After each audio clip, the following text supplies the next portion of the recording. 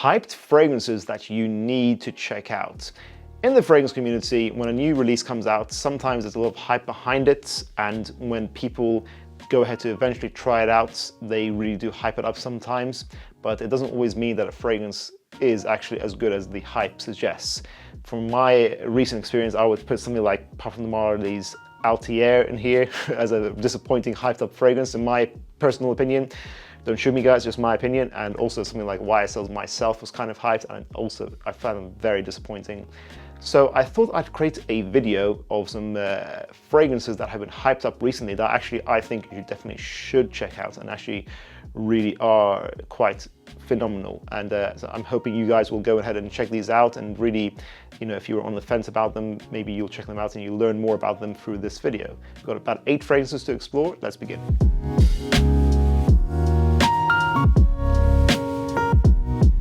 Hey guys, if you don't know already, Atrium Fragrance, our own fragrance brand, will be releasing our office fragrance titled Mr. Elegance. It'll be the next release coming out in January 2024. However, this release is only available as a pre-order for 5 days in the last week of January for a maximum of 400 bottles.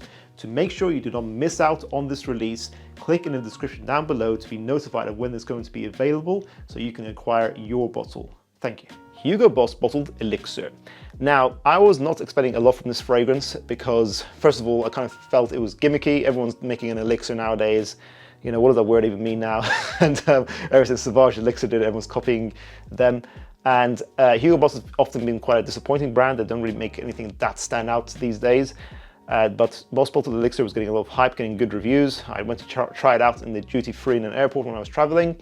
And after one spray, I told myself, yep, I'm getting a full bottle. And now I do own a full bottle. It's a fantastic cold weather signature kind of fragrance. Spicy, warm, vanillic, ambery, but balanced at the same time. I think you can wear this in the daytime and the night as well. I kind of think if you think about the same function of fragrance like Armani Code's Absolu, which is now discontinued, would have had, it's a very similarly functioning fragrance. A little bit mature, signature, cold weather scenario kind of fragrance with 10 hours longevity. I kind of feel like it does remind me a little bit of Sauvage Elixir, but made a lot more toned down. It's kind of its own thing, and it's just a much more easy to wear and lovable fragrance. Just smooth, vanillic, but clean, fuzzy spiciness. Really sexy fragrance. It's one of my favorite recent releases.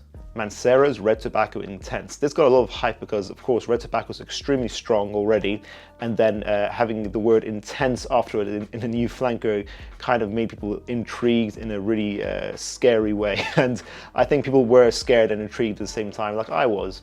I applied it on my skin from a sample recently, and actually, it's not as intense as the original. The name is a little bit deceiving, but I think it's superior to the original. I think it's a really great new release by Mancera. Mancera in general doing releases that are better and better than their older stuff, in my opinion. They're going in a really great direction.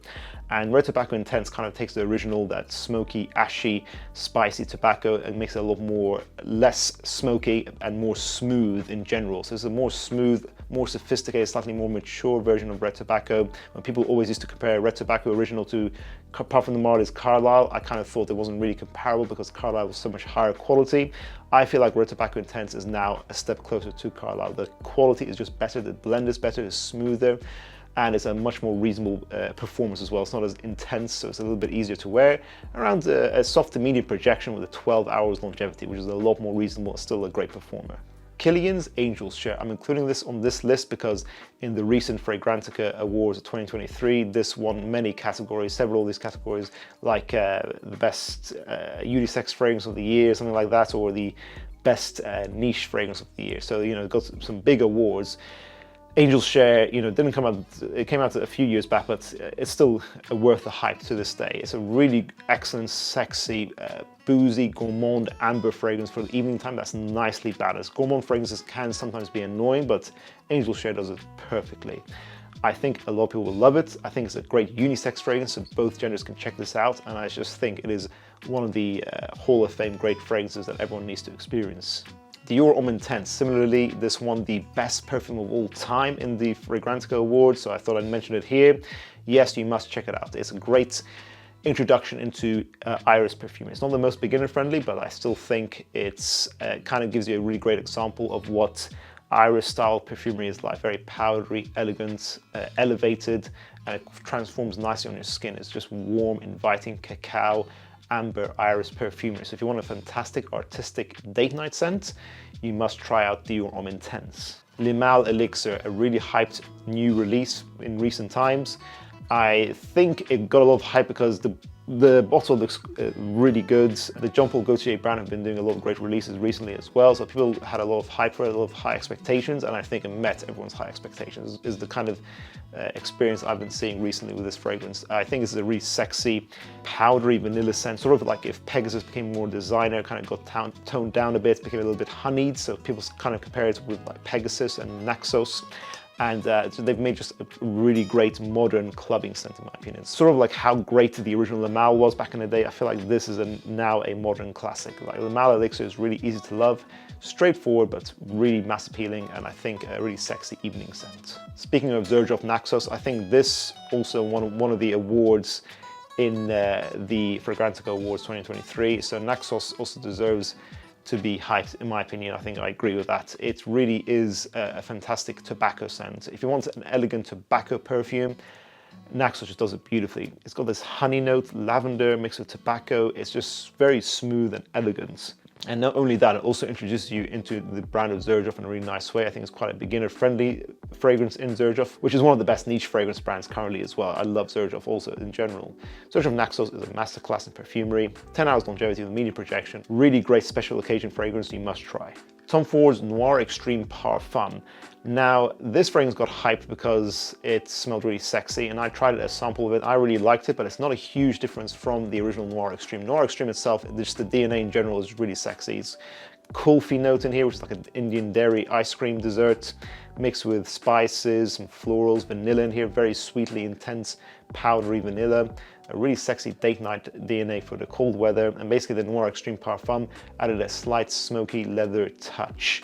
I think it's still really much worth checking out because even though it's not doing a huge amount different, it does enough to make it so the guys who didn't like the original for not smelling masculine enough, I think this pushes it sort of over the edge to make it more masculine. So I kind of thought Noir Extreme, the original, was basically maybe just perfectly in the middle unisex, but the Noir Extreme Parfum is unisex still, but leaning more masculine. So it's definitely worth checking out if you want a sexy date night DNA. It's one of the best DNAs to exist for this kind of scenario.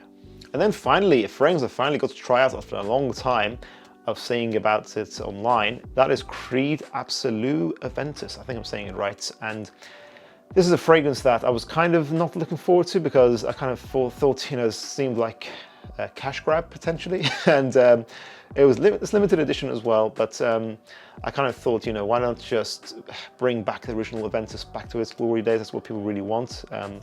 But okay, it was intriguing still. I wasn't a huge fan of the bottle when I first saw it in pictures. I think actually in person it's nicer. It's actually quite a nice feeling and nice quality bottle.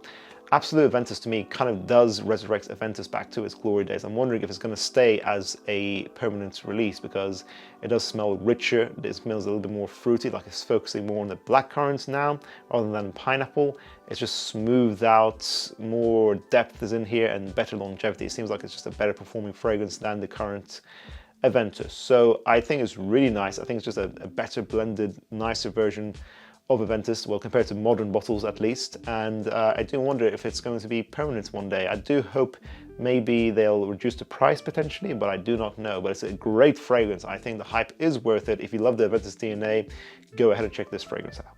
And that concludes this video, guys. Did you agree or disagree with my suggestions today? I do think some recent releases have been excellent. I think 2023, as I've always said recently, has been a really great year for fragrances, for new fragrances and new ideas, which is really great. Of course, everyone and their dog is releasing an elixir nowadays, and so maybe that's not the most creative thing, and some of them aren't that great in my opinion, but hopefully this video kind of gave you more clarity as to which fragrances you should go and try. Which other fragrances that have been getting hype online do you think people should check out? Let us know your thoughts in the comments down below. If you guys haven't seen it already, check out our video on the Fragrantica Awards of 2023. I'll see you guys in the next one. Bye.